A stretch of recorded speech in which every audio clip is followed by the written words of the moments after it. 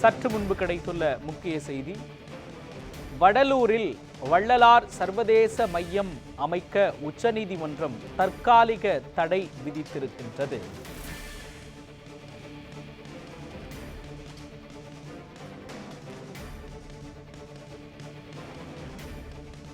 வடலூரில் வள்ளலார் சர்வதேச மையம் தொடர்பான வழக்குகள் முடியும் வரை தற்போதைய நிலையே நீடிக்க வேண்டும் என்றும் உச்சநீதிமன்றம் குறிப்பிட்டிருக்கின்றது.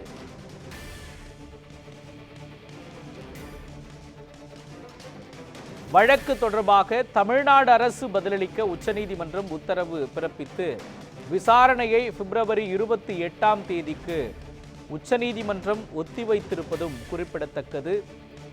இந்த வழக்கு தொடர்பாக தமிழ்நாடு அரசு விளக்கம் அளிக்க வேண்டும் என்றும் குறிப்பிட்டிருக்கின்றது. குறிப்பாக கடலூர் மாவட்டம் வடலூரில் வள்ளலார் சர்வதேச மையம் அமைக்க உச்சநீதிமன்றம் தற்பொழுது தற்காலிக தடை விதித்திருப்பது குறிப்பிடத்தக்கது.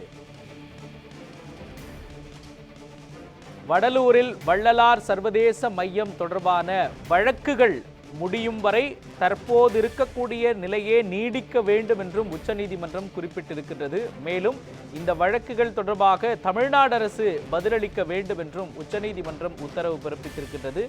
அடுத்த கட்ட விசாரணை பிப்ரவரி 28ஆம் தேதிக்கு ஒத்திவைத்திருக்கின்றது உச்சநீதிமன்றம்.